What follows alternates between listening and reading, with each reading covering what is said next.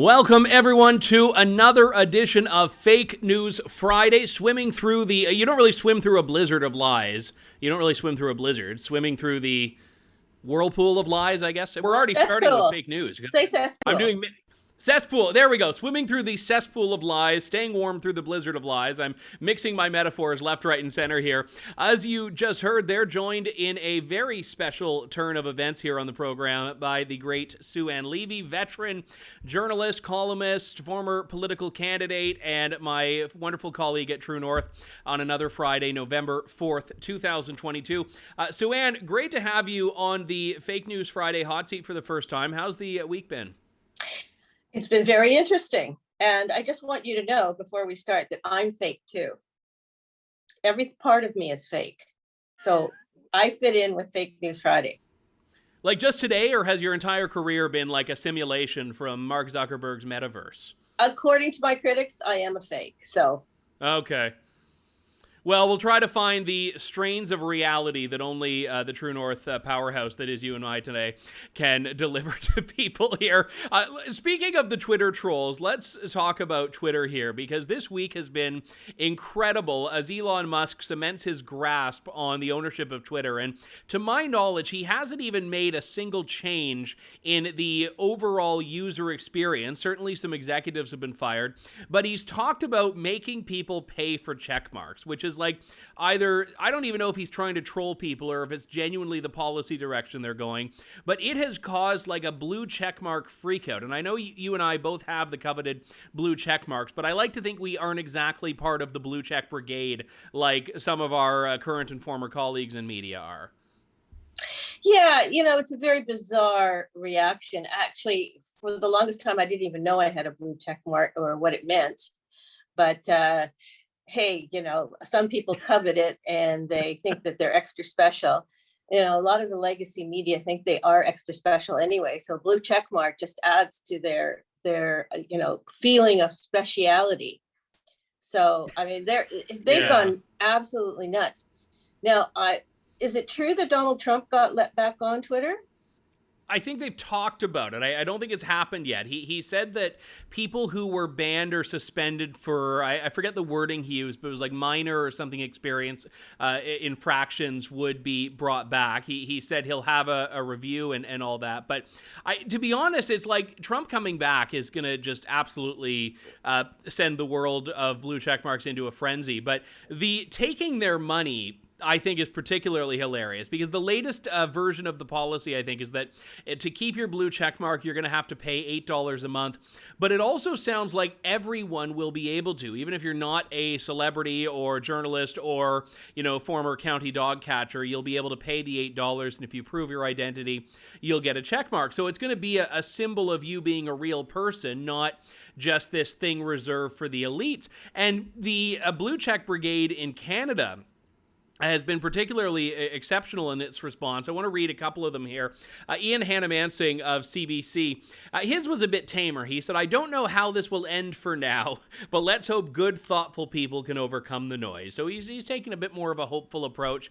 David Aiken of Global News, where I used to work, says, "Once again, Elon has it backwards. Pay us blue checks, $20 a month, and maybe we'll stay. Every ad agency and media organization has the analytics. There's no business case to be made to pay for a blue check." So David Aiken is saying that he is providing such a critical and pivotal public service to Twitter users that he should be paid $20 a month for the privilege of his voluntary tweeting. Would you pay $20 a month to see David Aiken's tweets? Absolutely not. Actually, he's blocked me, so I can't see them anyway. You shouldn't be able to block people if you're getting paid to tweet. Exactly. So, the blue check mark, it should come with some conditions. First of all, if you're going to have to pay for a blue check mark, and I don't suspect that's going to happen, but, there's a lot of anonymous trolls on Twitter who take great stabs at me, and I'm certain at you as well, and say some pretty horrific things. And they do that from behind their veil of anonymity. And, if the blue check mark ends that, I mean, I've always stood up for what I believe in, and, my name is out there and yours is as well. And so, if it gets rid of those anonymous trolls, so be it. I wouldn't. And the other thing is, as we said, David Aiken has blocked me. Anybody that they don't like who criticizes him or says something that, he's well known for blocking people who criticize him, as do NDP politicians. I have a whole host of them who have blocked me. So if you want to be on Twitter, you want to have your blue check mark, you're not allowed to block people. So I think it's not a bad idea if under those conditions. Yeah, I mean, the idea, and I don't even know if it's serious or if he's just so offended by the concept of having to pay that it's just his natural response. But it's like, there are people with blue check marks who are the reporter for a newspaper that has a circulation of, a few hundred or a few thousand in a smaller town. And I'm not begrudging them. I'm just saying that they aren't hugely influential Twitter users. And then there are the Kim Kardashians and the Justin Biebers who have millions. So the idea that any one of them is providing an equivalent service that should be, they should be compensated just for being on the Twitter machine is, I think, a bit bizarre here. And I think there's a tendency in general, and this is not about David Aiken, by a lot of people in media now to confuse Twitter with working and Twitter with reporting. And it's not to say that live tweeting proceedings isn't a key event, but there are some people where it's like, I'm not sure they're doing much more than just sitting on Twitter all day. And I think that's the mindset here, is that so many of them just view it as this basically this part of their existence. Yeah. And when I was in the business for a long time, or I've been in the business for a long time, 32 years. When I started out, we didn't have social media. We didn't have it till 2000. I think I first went on Twitter in 2009 when I ran for the Conservatives. And so I used it to tweet my stories, to promote them. It was one more forum. But you're right. A lot of them do use. I can think of one particular TikTok star in Ottawa. He uses Twitter a lot to promote whatever. Now, I mean, I do say the odd thing controversial on Twitter, just the odd thing, without writing a story. However, I'm not full-time in the mainstream media anymore. And I think you're right about that has become their way of conveying what is going on, whether it's covering a hearing as you are, the Freedom Convoy, or anything else. Well, and it raises the question. I mean, I don't want to pick on David Aiken, but I'll raise the David Aiken scenario here. So let's say David Aiken, with his blue check mark, is tweeting away while he's doing his work. Who gets the $20 a month that he thinks he's owed? David Aiken, the individual, or Global News? And who's the owner of the account? It's him personally, I presume. But are we talking about just making this part of the mainstream media content platforms? And that is why I think a lot of these people that are demanding that they be paid for tweeting are I feel like they're almost trying to do an end run around the outlets that they work for when they say, no, I want to get my salary there, but I also want to get a check from Elon Musk for tweeting. Well, in a lot of media now, I know we had Post Media, we had a social media conduct policy. So you're still considered a member of whatever media platform you're writing for. So you're right. Yeah, you're representing them regardless. Yeah, where the heck is your money going to go? I'm not going to I wouldn't get the $20 personally. It would go to, my employer. So I'm not really sure. I mean, it just conveys, the absolute arrogance of some of these people who think they are so important that the whole world wants to hear what they have to say. Yeah, and you've got some conspiracy theories emerging too. Rachel Gilmore, who's also with Global's winning the Elon Musk freakout discussion here. Rachel Gilmore has said it would be great if Elon Musk could clarify whether there will still be any criteria for verification beyond having $8 a month. So she's saying already, no, you shouldn't just be able to pay. You need to be able to earn it. You need to be at that elite level, I guess is how I read it. And then she also writes, if Twitter becomes a platform where anyone with $8 can impersonate a president with a blue tick next to their name, that would be dangerous. So she's interpreting the policy as if I could pay $8 and say I want to be Sue Ann Levy with a blue check mark, and then go out and tweet all these. You can have it.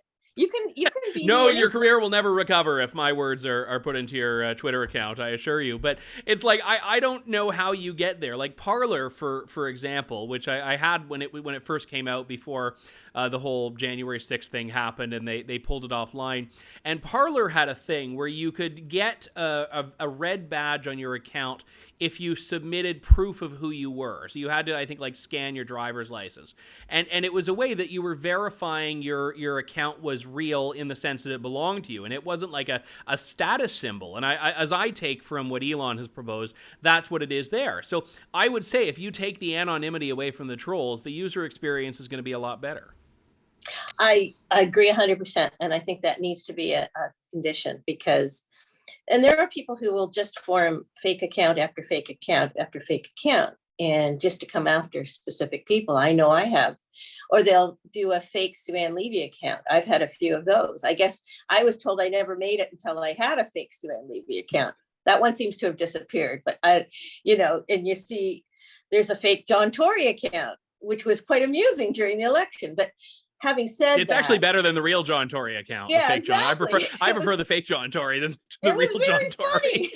Yeah, it was very funny. But having said that, you shouldn't be able to be, definitely, if you have a blue check mark, able to attack people using some anonymous name that people never know. I mean, stand up for what you say. Yeah, I have a big issue with the anonymity on the internet in general, because there are people that stick their necks out every day. And I don't just mean me. I mean people that are a lot more courageous than I am, that stick their necks out at great risk. And when someone just lobs their grenades from the comfort of, Rando 17925, it's like there's a bit of injustice there. But let's turn to the Public Order Emergency Commission. Now, this is where I think Twitter journalism does have value, because there's so much happening. You got to look to sometimes the live tweeting to keep up with it. But the Convoy organizers were testifying this week, and Tamara Leach just started her testimony Thursday evening. And this is, again, her first time being able to speak her mind because of the bail conditions that she's under since the convoy ended. And there is a little bit of an odd narration going on by some of the mainstream media journalists. And in some cases, it's proof that they haven't really followed along with the story too closely.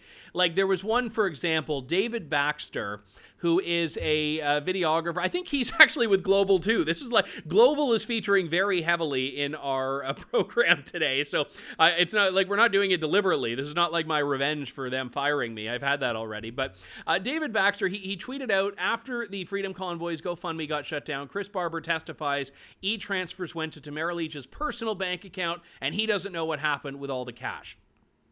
This is a description that makes it sound like Tamara Leach got a bunch of money into her personal account and nobody knows where it went. That was how that tweet looked.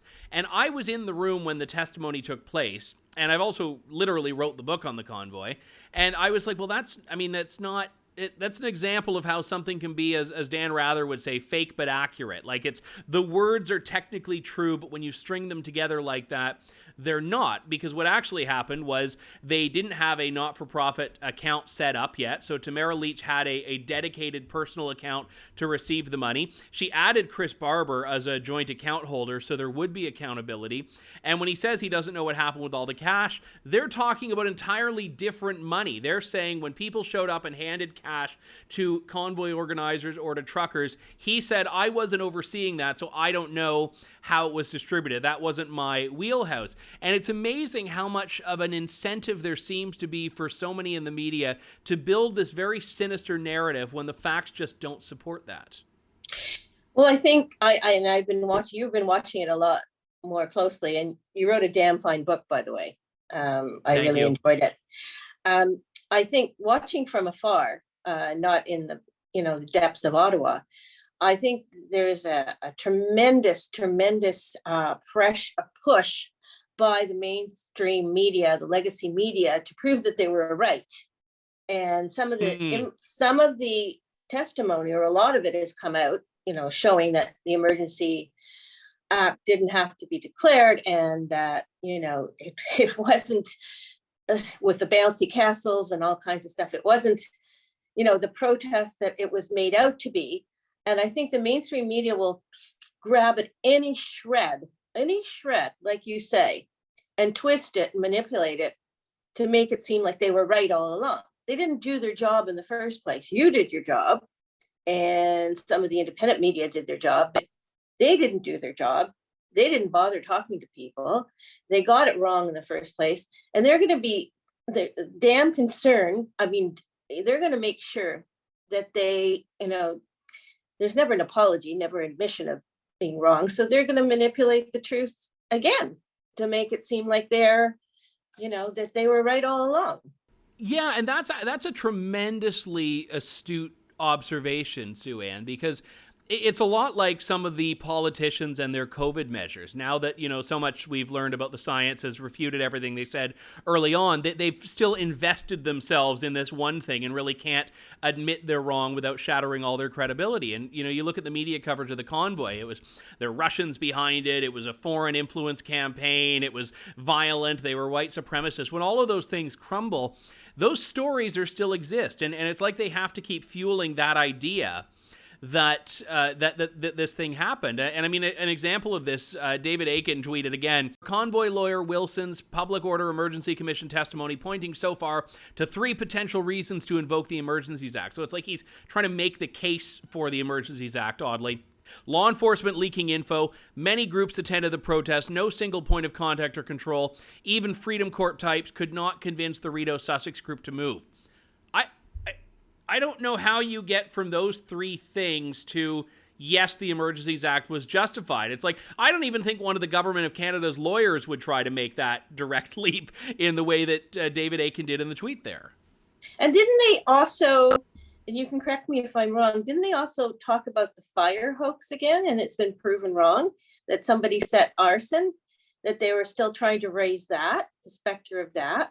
Yeah, I mean, that's probably one of the most incredible examples of not just media malfeasance, but political malfeasance, because those false reports, which were just completely erroneous, completely shattered, were cited on the floor of the House of Commons and committee by politicians who, to my knowledge, none of them have apologized or recanted now that that story has crumbled.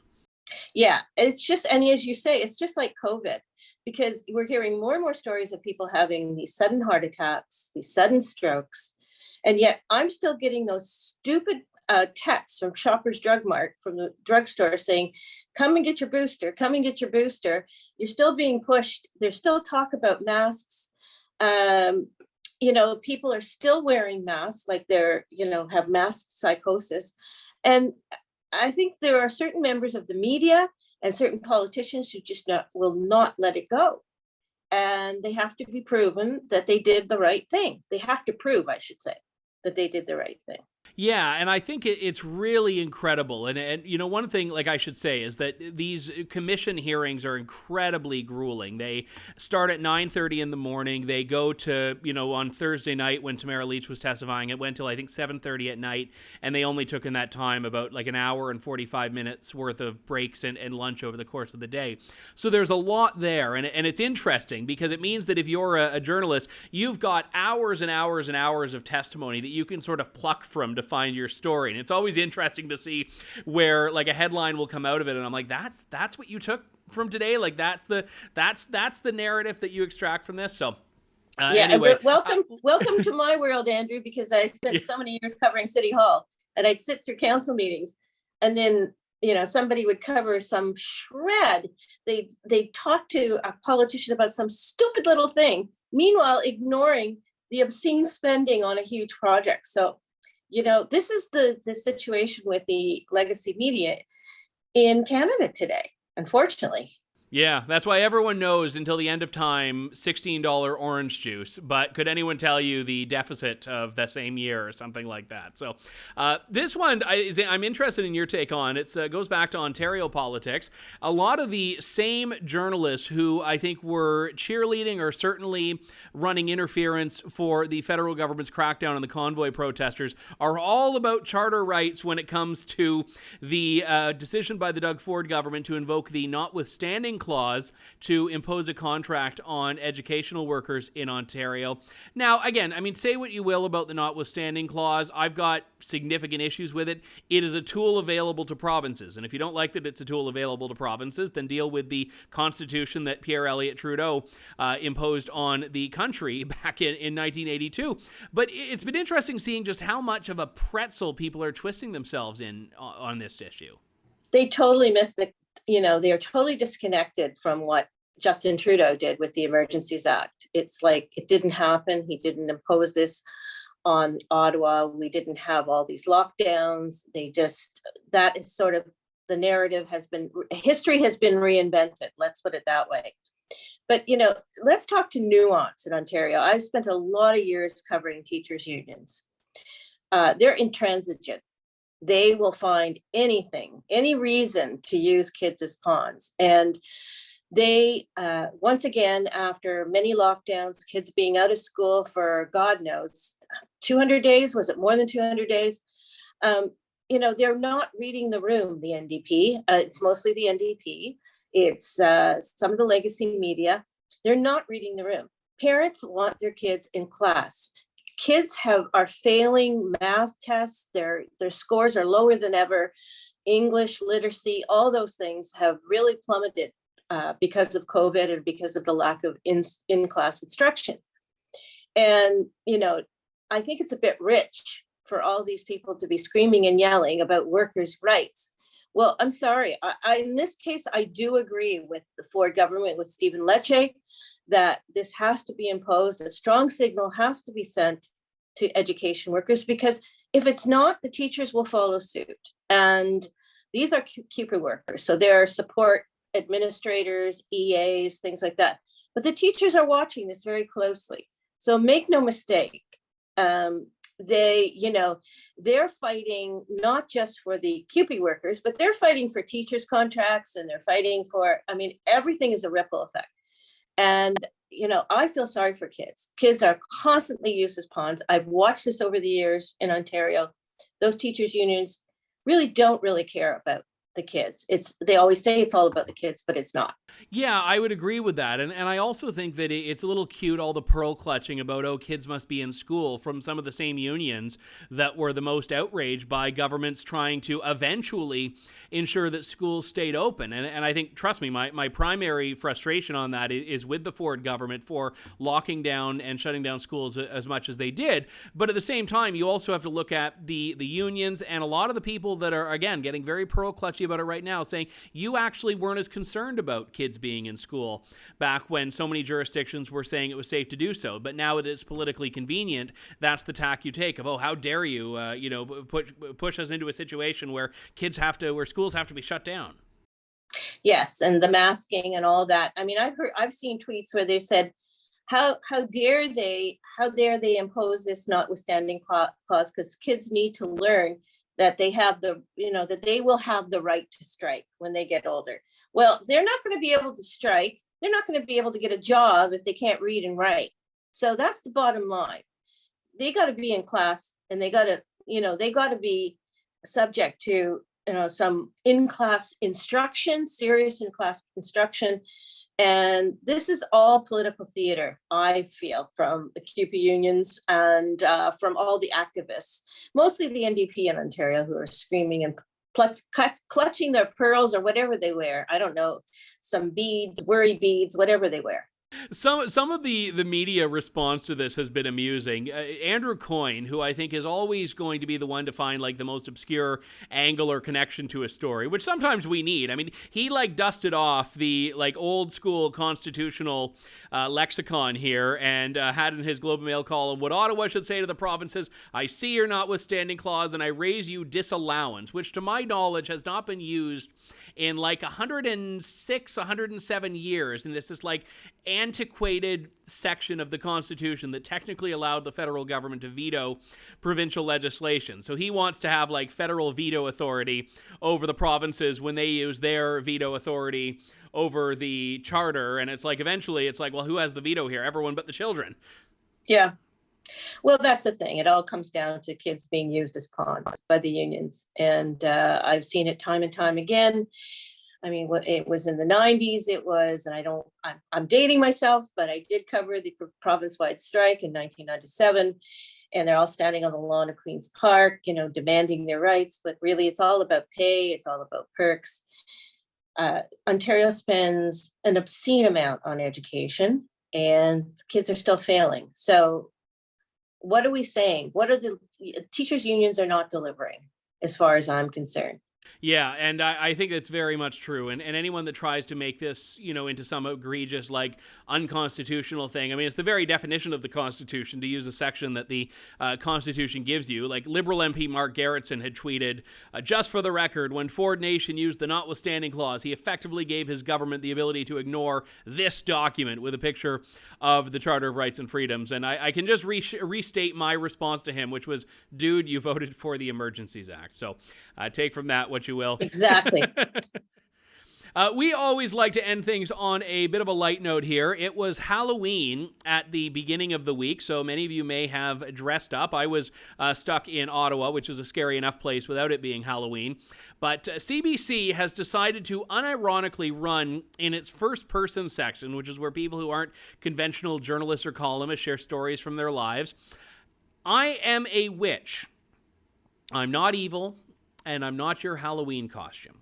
So just to preface this, we have cultural appropriation, we have racial appropriation, we have the ban on blackface, which I think is a very good ban. No one should be doing blackface.